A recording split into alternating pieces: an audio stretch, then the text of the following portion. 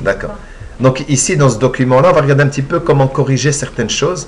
Par exemple, ici, la police d'écriture, si on voudrait la changer. Et là, je sélectionne. Si je suis à l'intérieur, je fais CTRL-A. Il m'a sélectionné tout ce qui est à l'intérieur de la cellule. Si maintenant je suis à l'extérieur, regardez, j'ai cliqué à l'extérieur, je fais CTRL-A. Attention, là, il sélectionne tous les objets, tout ce qu'il y a, tout ce qu'il a trouvé. Donc, il faut bien faire attention. Le CTRL-A, c'est vraiment le fait de sélectionner ce qui est ici à l'intérieur. Donc, je me mets ici à l'intérieur, je fais CTRL-A et je change son écriture, ce qu'on appelle la police d'écriture. Je clique là. Et là, si je mets Arial, voilà, Arial, voilà. Là, j'ai Arial. Hop, Arial, Enter. Là, j'ai Arial. Et puis, tant que tout est sélectionné, ben, je peux profiter d'agrandir la taille ou non. Donc, j'agrandis un peu plus. Là, c'est peut-être de trop. Oui, c'est trop parce que je vois qu'ici, j'ai les 3 petits points, ce qui veut dire que j'ai plus d'informations dans ma zone. Je diminue là. Je suis à 28. Donc, je peux écrire manuellement parce que de 28, il passe directement à 36 quand j'agrandis. Donc, je peux cliquer là, sélectionner, mettre par exemple 30. Enter. Voilà, ça, je pense que c'est bon. Puis, si je veux que ça soit encore plus en évidence, je pourrais le mettre en gras, si jamais il y a besoin. Je sors, je vois un petit peu ce que ça donne. Et je cache ici les paragraphes pour voir si ça va. Donc, voilà, est-ce que ça va comme ça? On va dire que oui. Puis, une petite astuce, parce que ici, je vois que c'est collé. Tout au-dessus, c'est collé. Si je clique dessus là, je viens dans paragraphe. Et là, j'ai avant, donc interligne, avant les paragraphes. Donc, c'est un peu les espacements qu'on fait avant. Je vais essayer là pour voir ce que ça donne. Là, on voit que les lignes noires descendent. Donc, je vais insister un peu plus. Allez, je vais aller jusqu'à 20, voir ce que ça donne. Voilà, vous avez 20, il est descendu. Donc, quand je sélectionne, je vois que j'ai une petite zone ici au-dessus. C'est-à-dire que je lui ai fait un espace avant. Je lui ai demandé de pousser les informations vers le bas. Bon, 20, c'est trop maintenant. Je vois que c'est trop. Je reviens. Ben, je vais essayer de mettre que 10, par exemple, ici. Voir si c'est suffisant. OK. Voilà, 10, on va dire que c'est suffisant. Eh bien, la même chose pour ceci. Au lieu de faire des Enter, parce que ici, pour faire ça, ben, elle s'est mise là, et puis elle a fait Enter. Mais le Enter, il est grand, la même chose que l'écriture là. Mais si je voudrais que l'espace soit plus petit, bien, tout ce que j'ai fait là, je retire ça. Je retire. Je sélectionne celui-là, je retire. Ici, je sais qu'elle a fait 2 barres d'espacement. Elle a appuyé 2 fois, il n'en faut qu'une, c'est un espace. J'en supprime un, elle a fait ça. Ça ne se voit pas là, regardez, là, ça ne se voit pas. Là, ça se voit. Donc, vous voyez, voilà, là, je retire les 2 là. J'en laisse que un petit carré équivaut à un espace. Je retire celui-là aussi. Donc, je sélectionne, j'appuie sur Delete ou bien la flèche qui va vers la gauche. Voilà, une fois que j'ai fait ça, j'appuie sur CTRL et je tourne la roulette de ma souris pour voir tout. Je me mets là, je suis à l'intérieur, je fais CTRL-A. Je reviens ici, dans le paragraphe. Donc, je suis dans, attendez, je suis dans Accueil, Paragraphe. Et puis, dans Paragraphe, je fais l'espace de tout à l'heure de 10 pour tous maintenant. Je vais voir si c'est bon. C'est pas assez. Il a bougé, mais c'est pas assez. Je vais essayer de faire après. Donc, un espace après maintenant, vers le bas. Je vais mettre par exemple 20 pour voir un petit peu ce que ça donne. Voilà, ça a poussé tout parce que j'ai mis 20, mais je n'ai pas fait Enter. Vous voyez la différence? Je n'ai pas fait un Enter, j'ai simplement produit un espace après. Donc on voit bien que quand je sélectionne ici, j'ai un espace maintenant en bas. Donc là, si je sélectionne tout ça, ben, je pourrais encore un tout petit peu rajouter le haut. Donc je sélectionne tout, CTRL-A, et je rajoute un petit peu au-dessus. Je vais essayer de mettre 20 en haut et en bas. Est-ce que tout est dans la zone? Oui, tout est dedans. Voilà, donc 20. Après, on peut le diminuer s'il faut, au besoin. Donc là, je fais CTRL-S, CTRL-S pour Save, pour sauvegarder. Et maintenant, dans cette partie-là, on va essayer de placer les zones qui vont nous mettre le nom, prénom, le type d'exercice ou évaluation, ou, etc. Donc ça, je vais mettre les zones ici au-dessus. Et puis à gauche, je vais mettre la date. Et tout en dessous, je vais mettre la zone où je vais mettre prof, les classes, et par exemple le nom de l'école. Voilà, par exemple. Donc pour ça, je vais déjà créer les zones, parce qu'elles n'y sont pas, et les zones où je vais placer ça. Et puis je vais ouvrir le fichier Excel dans lequel je vais devoir mettre ces champs que je viens de citer. Donc maintenant, je vais un petit peu descendre un petit peu les éléments qui sont là, simplement pour avoir de la place, pour pouvoir réaliser ce que j'ai dit, parce que il me faut de la place au-dessus. Voilà. Très bien. Et je vais aussi travailler sur la marge. Vous vous souvenez la marge qu'on avait vue déjà dans les anciennes leçons? C'est-à-dire, essayez de profiter de la marge le plus possible. Si vous l'imprimer, vous avez 0,5 mm. Donc, on va le faire sur 0,5. Maintenant, si vous voulez faire 1 cm, vous pouvez. Hein.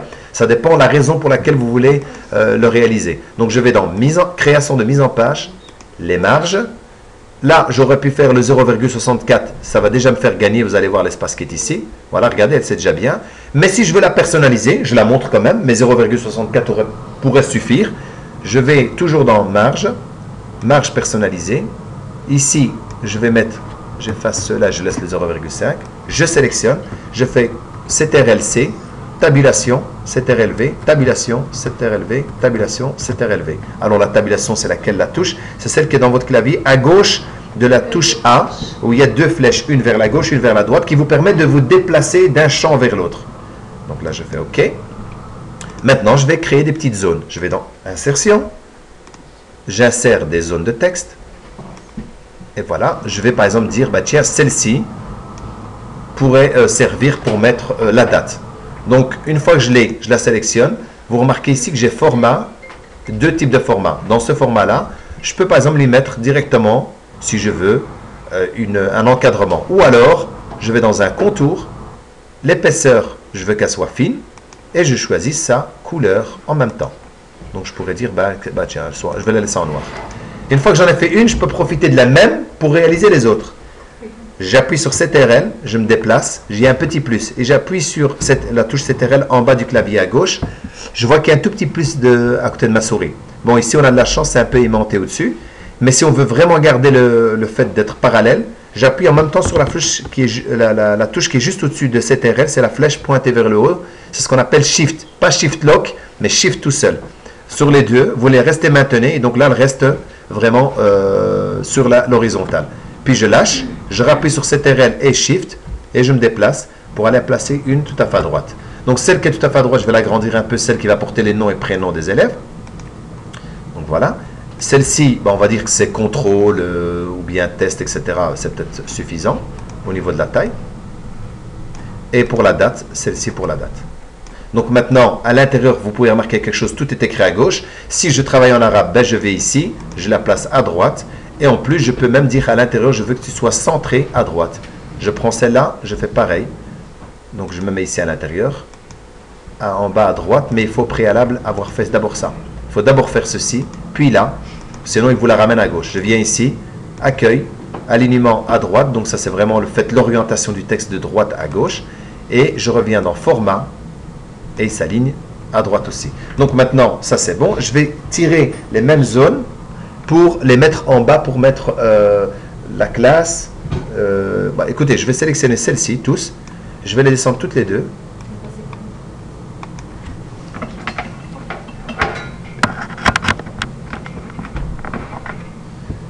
Donc là, j'ai déjà fait un copier. Regardez, j'ai déjà lâché le CTRL. Maintenant, je vais continuer à descendre. J'ai les 4 flèches. J'appuie sur Shift et je descends. Voilà. Je descends. Je tourne la roulette pour monter. J'appuie sur Shift. Ah, elle s'est désélectionnée. Donc, je rappuie sur Shift. Je reste appuyé pour resélectionner les 3 éléments. Tic, tic, tic. Et puis, je reste sur Shift. Donc, la flèche pointée vers le haut. Et je viens le caler en bas. Et puis, bon, en bas, on va dire, on n'a pas besoin de la même manière. J'ai peut-être besoin ici, à droite, pour l'école, par exemple. Hein. Et ici, celui-là, je le décale un peu pour qu'il y ait les classes dedans. Et celui-ci, peut-être pour le nom du prof. Est-ce que j'ai besoin que ça soit aussi large? Non. Donc, ce que je peux faire, c'est sélectionner celle-là, celle-là. La hauteur, elle peut diminuer, comme ceci. Voilà. Et là, celui-ci, vous allez me dire, je voudrais qu'il soit centré. Celui-ci, il faudrait qu'il soit peut-être à gauche, sauf si c'est écrit en arabe. Et celui-là, peut-être à droite. On va le laisser comme ça dans un premier temps. Donc là, maintenant, c'est fait. Bien sûr, maintenant, je vais ouvrir le fichier Excel dans lequel je vais réaliser tout ça. Premier ici, qu'est-ce que je vais marquer ici? C'est nom. Je vais marquer élève, moi. Donc, nous, c'est que c'est le nom et le prénom de l'élève. Voilà.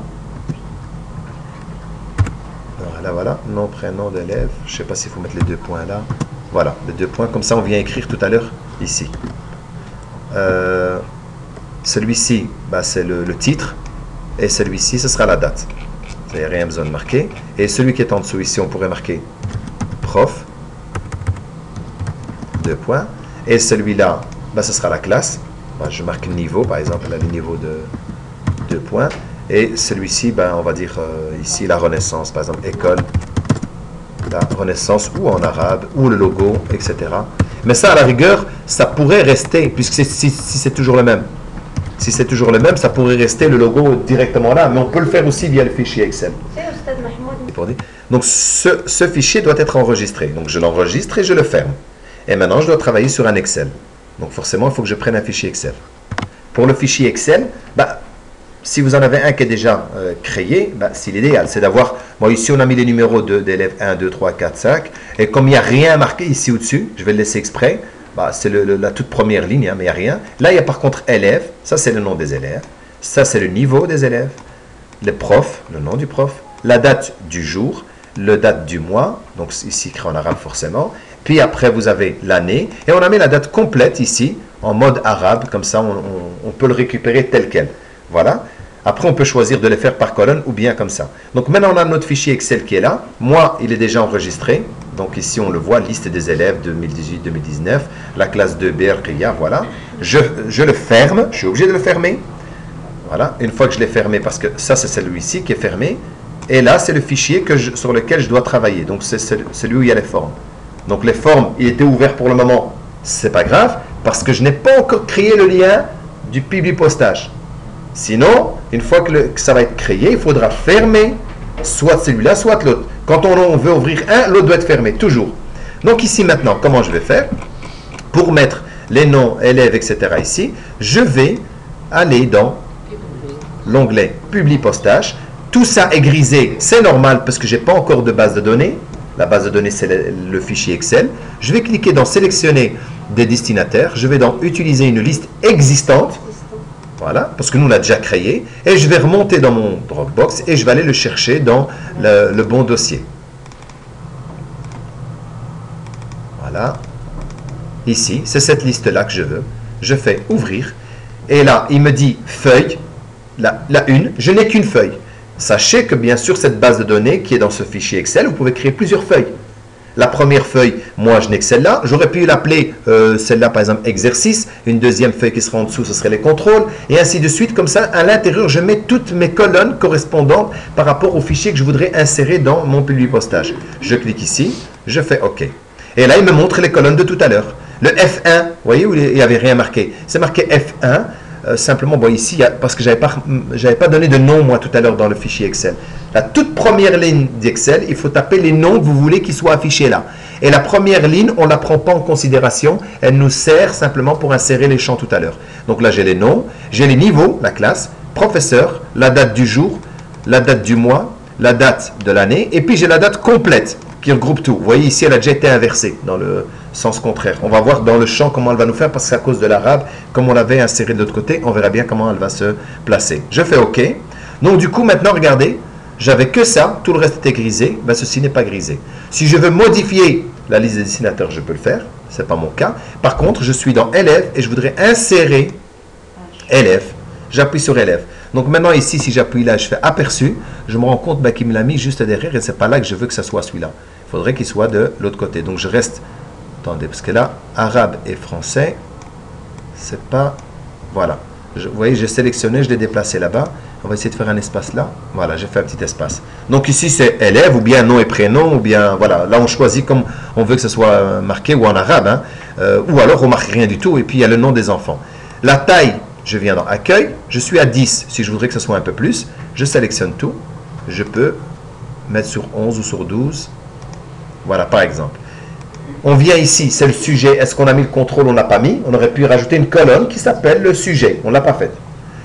Et à gauche, c'est la date. Je vais dans Publipostage toujours.